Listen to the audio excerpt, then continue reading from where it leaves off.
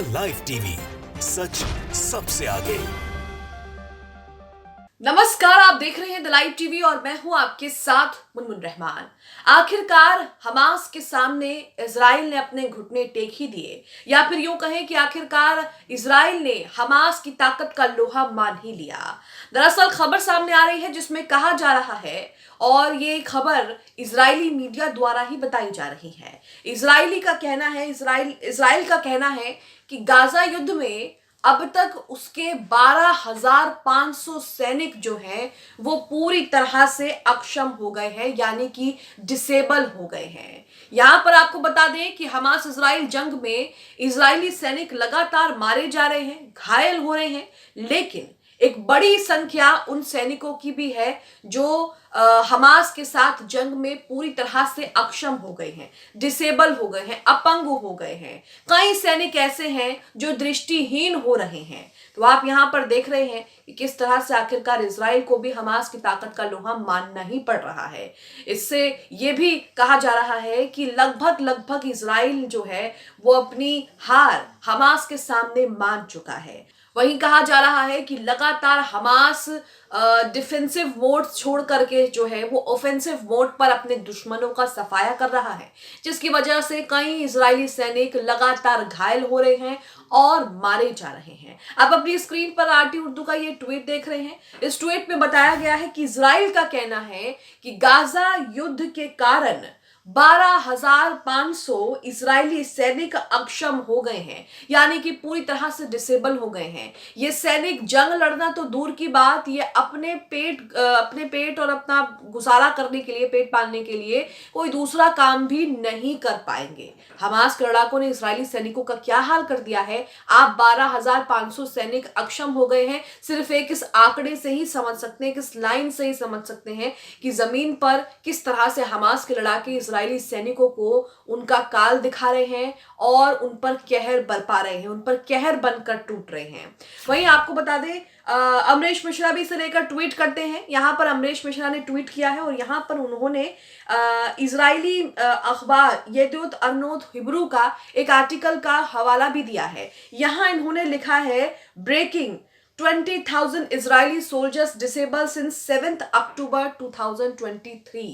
7 अक्टूबर को हमास ने इजराइल पर हमला किया था और तब से लेकर अब तक 20,000 इजरायली सैनिक जो हैं वो डिसेबल हो गए हैं। यहां इन्होंने आगे लिखा है कि इजराइल की हिब्रू वेबसाइट येदियोत अरनोत ने लिखा है कि 7 अक्टूबर 2023, जिस दिन हमास का हमला शुरू हुआ था इजराइल पर, पहले दिन हमला किया था हमास ने इजराइल पर 7 अक्टूबर को, तब से लेकर अब तक 20,000 आईडीएफ सैनिक संभावित विकलांग हो चुके हैं, डिसेबल हो चुके हैं, जो कुछ भी करने की हालत में नहीं है। जंग लड़ना तो दूर की बात, वो कुछ भी करने की हालत में नहीं है। अपना गुजारा भी वो किसी दूसरे काम से नहीं कर सकते। यहां पर उन्होंने इजरायली अखबार का एक आर्टिकल का हवाला दिया है। यहां इन्होंने लिखा है कि पढ़िए पूरी खबर, येदियोत अरनोत हिब्रू अखबार। इजरायली युद्ध मंत्रालय ने पिछले ऑपरेशनों और युद्ध के रुझानों का अध्ययन करने के लिए एक बाहरी कंपनी को काम पर रख लिया है, ताकि 2024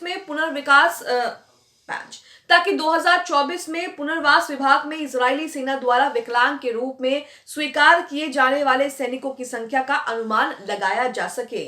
उम्मीदें आश्चर्यजनक है, क्योंकि 12,500 सैनिकों को विकलांग के रूप में मान्यता दी जाने की उम्मीद है, जो एक बहुत ही रूढ़िवादी और सतर्क अनुमान है।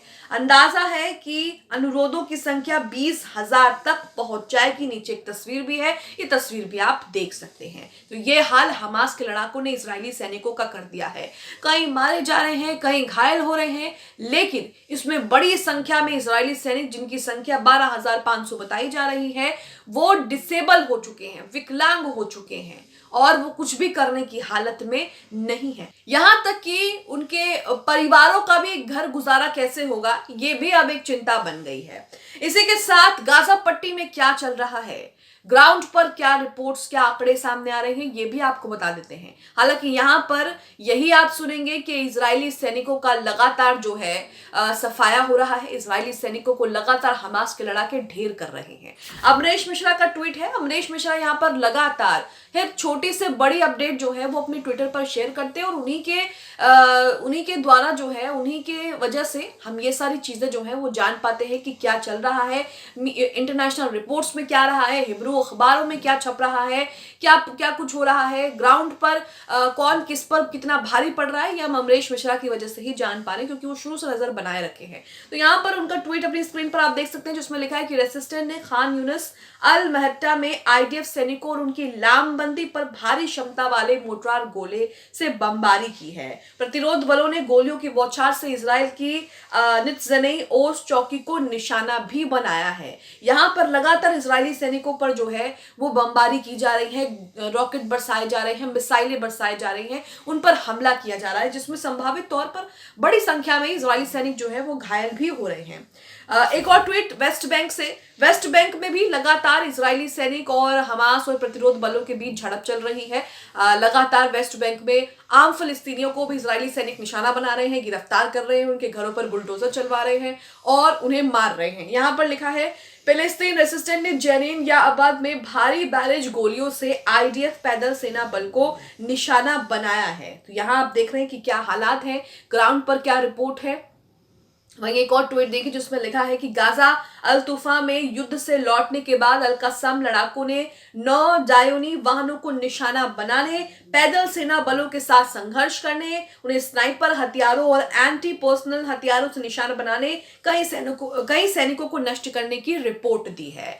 तो आप देख रहे हैं कि एक एक हमले में 9 से 10 इजरायली सैनिक घायल हो रहे हैं। सोचिए कि 7 अक्टूबर जब से जंग शुरू हुई है और जमीन पर 27 अक्टूबर 28 अक्टूबर से जंग जो है वो शुरू हुई है, तब से लेकर अब तक इजराइल का कितना नुकसान हो गया है। इजराइल को, यहाँ तक कि इजराइल की अर्थव्यवस्था पर भी बात आ गई है क्योंकि लाल सागर में भी उसके जहाजों पर पाबंदी लगा दी गई है। वहीं लगातार युद्ध में जो है वो पैसा खर्च हो रहा है, सैनिक घायल हो रहे हैं, कोई लक्ष्य भी प्राप्त नहीं हो रहा है, ना ही कुछ फायदा हो रहा है। वहीं अमेरिका जो उसे फंड करता है, अब अमेरिका की भी शामत आ गई है। अमेरिका के अंदर खाने भी अमेरिका के बिडेन के खिलाफ जो है, अमेरिका के राष्ट्रपति बिडेन के खिलाफ जो है, उन्हें लेकर असंतोष जाहिर कर रहे हैं और फंडिंग पर रोक लगाने की बात भी कर रहे हैं। ऐसे में इजराइल जो है वो पूरी तरह बर्बादी की कगार पर खड़ा है। वहीं आप अपनी स्क्रीन पर अमरीश मिश्रा का एक और ट्वीट देख रहे हैं जिसमें लिखा है कि प्रतिरोध बलों ने रॉकेट बैराज से स्टेडोरोट निर एम इसराइली बस्तियों पर बमबारी कर दी है।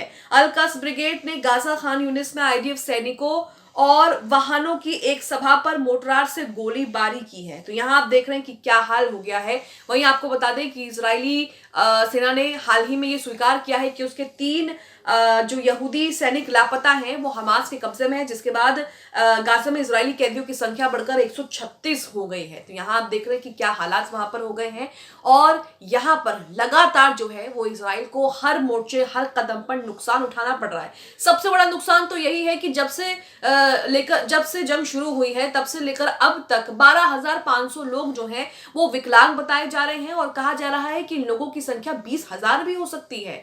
जो लोग मारे जा रहे हैं, घायल हो रहे हैं गंभीर रूप से, उन लोगों की संख्या तो अलग है, लेकिन ये उन लोगों की संख्या है जो डिसेबल हो चुके हैं, जो विकलांग हो चुके हैं। ये लोग अब जंग लड़ने के लिए सक्षम नहीं हैं। तो यहाँ आप देख रहे हैं कि हमास इजराइल को किस तरह से जो है वो लगातार मुंहतोड़ जवाब दे रहा है। आप इस खबर को लेकर क्या सोचते हैं? जिस तरह से लगातार हमास के लड़ाके इजरायली सैनिकों को मुंहतोड़ जवाब दे रहे हैं, उनका सफाया कर रहे हैं, यहाँ तक कि उन्हें विकलांग बना रहे हैं, इसे लेकर आपकी क्या राय है? कमेंट बॉक्स में हमें जरूर बताएं। द लाइव टीवी, सच सबसे आगे।